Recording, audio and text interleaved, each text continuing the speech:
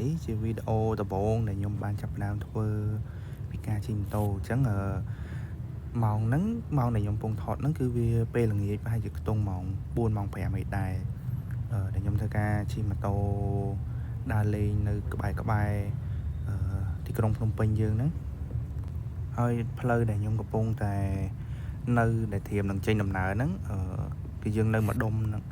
នឹងផ្លូវ OCIC ដែលនៅខាងជ្រោយចង្វាយើងហើយខ្ញុំក៏ជិះអត់ទៅណាឆ្ងាយដែរយើងជិះតែក្បែរនៅក្បែរហ្នឹងយើងជិះទៅខាងម្ដុំផ្លូវវិមានឈ្នះបាទហើយមួយទៀតចំពោះម៉ូតូដែលខ្ញុំកំពុងតែជិះហ្នឹងជាប្រភេទម៉ូតូ Royal Enfield Hunter 350ដែលវាមានកម្លាំងម៉ាស៊ីន350ហើយនេះយើងចាប់ផ្ដើមចេញដំណើរទៅហើយយើងជិះបែបជា relax មើលទេសភាពពេលល្ងាចហើយថ្ងៃដែលខ្ញុំជិះហ្នឹងវាជាថ្ងៃល្អមួយដែរជិះទៅមេឃសតុំចង់តែភ្លៀងរហូតទៅមកជិះអត់ចង់តន់ហើយចំពោះម៉ូតូដែលខ្ញុំជិះហ្នឹង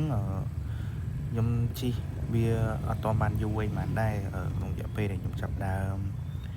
ជិះម៉ូតូហ្នឹងប្រហែលជារយៈពេលបានកន្លះឆ្នាំនៅពេលដែលខ្ញុំកំពុងថតវីដេអូហ្នឹងហើយកន្លែងនេះវីដេអូដែលខ្ញុំបានយកម៉ូតូរបស់ខ្ញុំដំបូងហ្នឹងយកទៅបន្ថែមគ្រឿងខ្លះវាមានកាងខាងក្រោយមានរៀនខាងក្រោយហើយនឹងយើងដូរកញ្ចក់យើងលេងគ្រឿងខ្លះពីសំណុំស៊ីនវាមកអញ្ចឹងឥឡូវយើងត្រឡប់មកនៅលើផ្លូវយើងវិញអញ្ចឹងនេះយើងជិះមកស្ទុះយើងក៏បានមកដល់ពងមូនាងមច្ឆាប៉ុន្តែខ្ញុំបន្តដំណើរទៅត្រង់ទៀតទៅតាមបណ្ដោយផ្លូវ OCIC នឹងតទៀតដោយសារតែយើងជិះដើរលេងយើងចង់បានផ្លូវណាដែលអត់សូវអ៊ូអយើងជិះដើម្បីកំសាន្តអារម្មណ៍មើលទេសភាពអញ្ចឹងណាអញ្ចឹងយើងក៏បន្តទៅតាមផ្លូវ OCIC ហ្នឹងទៅដោយសារតែផ្លូវហ្នឹងវាឆ្លាស់ល្អដែរសម្រាប់យើងមើលទេសភាពហើយអត់សូវមានឡានម៉ូតូខ្វាត់ខ្វែងច្រើនដូចនៅលើផ្លូវជាតិមិនមែនថាយើងជិះនៅលើផ្លូវនេះវាអត់មានឡានម៉ូតូខ្វាត់ខ្វែងដូចនៅលើផ្លូវជាតិទេវាមានដូចគ្នាប៉ុន្តែគ្រាន់តែថាវារៀងឆ្លាស់ជាងអញ្ចឹងណាហើយយើងជិះទៅវារៀងស្រួលដែរយើងជិះវាអត់សូវលឿនណាយើងជិះមួយដើម្បីមើលទេសភាពហើយបន្ទាប់មកយើងជិះមកដល់មុខនេះបន្តិចយើងដល់វងមូមួយទៀតដែលនៅក្បែរនឹងសហព័ន្ធសយុកយើងដែរនៅខាងឆ្វេងដៃហ្នឹងអញ្ចឹងមកដល់វងមូហ្នឹងខ្ញុំអត់បត់ចេញទៅខាងស្នាមដៃទេបើយើងទៅត្រង់ខាងស្នាមដៃហ្នឹងយើងចេញទៅផ្លូវជាតិលេខ6ប៉ុន្តែខ្ញុំអត់ចេញទៅខាងហ្នឹងទេខ្ញុំមកខាងឆ្វេងដៃវិញយើងចូលមកខាងក្នុងតាមផ្លូវសហព័ន្ធសយុកហ្នឹងហើយយើងមកត្រង់តិចនៅខាងមុខរបស់ពួកខៀវហ្នឹងគឺសាលាភូមិន្ទចិត្តសិល្បៈសាលាថ្មីកន្លែងហ្នឹងសាខាថ្មីរបស់សាលារូហ្វាអញ្ចឹងខ្ញុំជិះមកដល់ផ្លូវហ្នឹងខ្ញុំបត់ស្ដាំហើយយើងក៏បន្តដំណើរទៅមុខទៀតតាមបណ្ដោយផ្លូវហ្នឹងអញ្ចឹងទៅដើម្បីយើងជិះទៅតំបន់ផ្លូវមហាថៃឈ្នះដើម្បីយើងទៅអង្គុយលេងទៅមើលទេសភាពនៅម្ដុំហ្នឹងបាទហើយយើងជិះមកដល់ហ្នឹងក៏ពេលវេលាក៏វារៀងល្ងាចតិចដែរប្រហែលជាខ្ទង់ម៉ោង5កន្លះម៉ោង6អញ្ចឹងមេឃយើងក៏វារៀងចេញពណ៌លក្ខណៈ golden hour បន្តិចវារៀងចង់ pink បន្តិចវាស្ទើដោយសារតែមេឃយើងកំពុងតែចង់ភ្លៀងផងអីផងអត់ច្បាស់លាស់ដែរមេឃដូចចង់ស៊ីអារម្មណ៍ខ្ញុំដែរហ្នឹងថាជិះដើរលេងប៉ុន្តែមេឃភ្លឺពាក់កណ្ដាលខ្មៅពាក់កណ្ដាលអញ្ចឹងមកដល់ពេលហ្នឹងមេឃវារៀងថាយើងថាស្អាតដែរចុះព្រោះវាក៏រៀងស្អាតដែរអញ្ចឹងកុំឲ្យខ្ញុំនិយាយច្រើនពេកអញ្ចឹងខ្ញុំនឹងដាក់បទចម្រៀងឲ្យអ្នកទាំងអស់គ្នាបានស្ដាប់បណ្ដាយើងមើលទេសភាពមេឃនៅបណ្ដា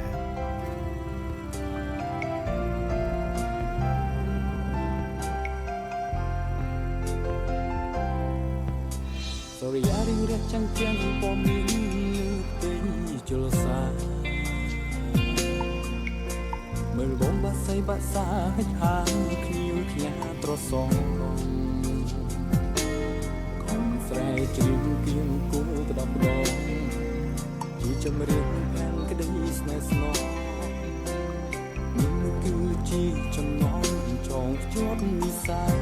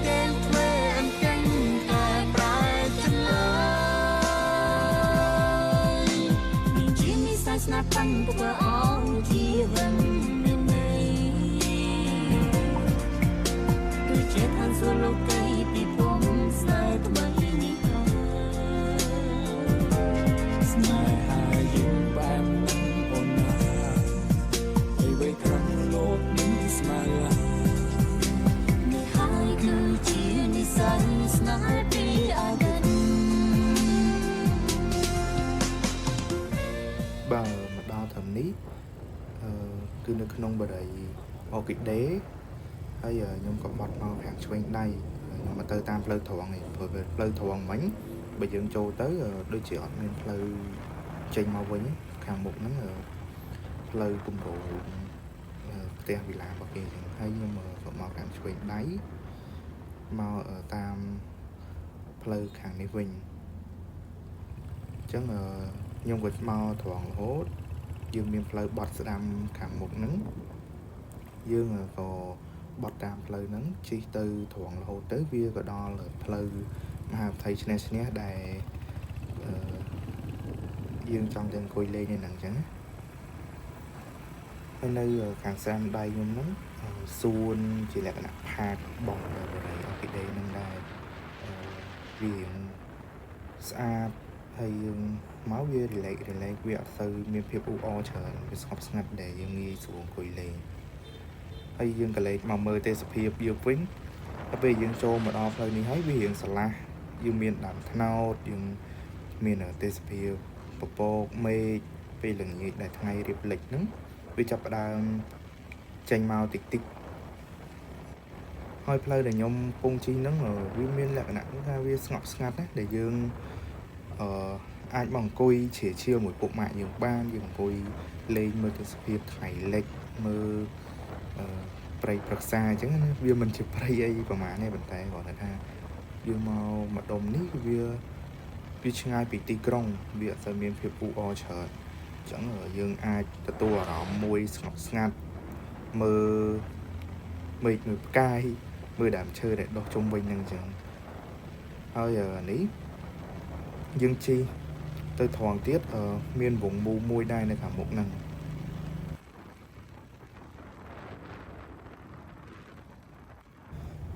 អញ្ចឹងនេះយើងមកដល់មុខហ្នឹងតិចយើងមានវងមូមួយប៉ុន្តែទៅខាងស្ដាំដៃហើយនឹងខាងឆ្វេងដៃផ្លូវហ្នឹងយើងជិះអត់បានទេដោយសារតែគេនៅដាក់ប្រាស់ខាំងអញ្ចឹងនេះយើងមើលមេឃមួយខាងខ្មៅក្រឹបតែម្ដងហើយមួយខាងទៀតពណ៌មេឃឡើងភីងតែអ្នកជិះតោអត់សូវជាភីងហ្មងនេះបាទអញ្ចឹងនេះយើងកលេចមកមើលផ្លូវយើងខាងមុខវិញហើយយើងមើលមកវាមានទេសភាព start ថ្មីយើងមើលឃើញ start ថ្មីជាមួយនឹងថ្ងៃរៀបលិចដែលមើលទៅវាត្រជាក់ភ្នែកនៅកន្លែងនេះគឺយើងមើលទៅវាត្រជាក់ភ្នែកជាមួយនឹងអាសម្រស់ទេសភាពព្រៃតិចជាមួយនឹងជើងមេឃហ្នឹងយើងមើលទៅវាបាច់កតុយភ្នែកហ្មងហើយវាមានទឹកផងពេលខ្ញុំជិះហ្នឹងវាអត់សូវជាមានខ្យល់អីហ្មងទេអញ្ចឹងទៅអាពណ៌មេឃ để chăng mau nơi lửa tật nắng dương mơ mất tật ngọc chẳng bây vì chăng vì plat máu vì mẹ ra môi ha cục hiệp môi nó việc đôi chia cùng nụ mập đen là cái ban cu nơi lửa cái đá na môi chứ bây giờ nơi mà đông là nhóm mà chi nắng còn miên mình được bông bông như mong cùi lên trở này anh quạt mong cùi kẻ cái tê ngam ấy nơi tam một lời nâng chẳng hay quạt mơ tê hiệp mơ ấy dần tới cho mùi trong cô xa quạt hay anh ấy ở nhóm chi mà đo thoảng thích thôi giờ nhưng khơi mấy khẳng ấy viên miên tê hiệp sạt đáy chẳng ở nhóm có ở tư thoảng điện đai để xa là bởi dân tới thoảng nhiệt đo lên hạt thầy chẳng nè tới mấy vì nó bị trong thơ si mau liền tích anh tích nhé chẳng là nhóm có xong lại chất ha bộ khỏi tới khăn khỏi vinh rồi bởi dân chụp lên mà lại thấy dân thọt group thọt ấy lên tích tuổi thấy dân có tà lập từ tè vinh chẳng để xa ta mấy họt con trò dân so nè ở IP nhóm bộ tàu máu này ngọc đi ai mơ mây mà mây đo có mây sẽ là lo mong bây giờ nhưng có chỉ từ mục đích họ lại chụp là mày thọt rụt lên hay mới từ sự việc tuổi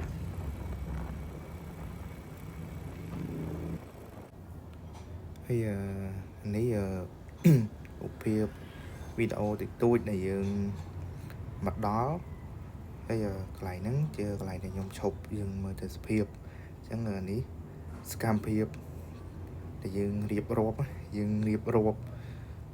riệp rộp luôn một lần cho bị lơ mà tấu dương từ thọ rụp cả bật tới giờ đáy như nè ngọc nia sầm đáy đi cả bật tới không yên xây đây rồi đâu chọc mà đọc mục đọc xong đây của bọn đây men màu cho chẳng nghe này ngọc nia anh đi ở những sầm đáy cái sầm đáy cái cho những mưa từ sự hiệp những nghĩa mà mơ cay cái sầm đáy đấy nghĩa máu miền ấy miền là sầm em miền là cái đốt sầm em cái số mơ mây tích ấy anh ấy dương chập đang hiệp trong trên đồng với nhé để xa tầm mấy tọ mai chứ là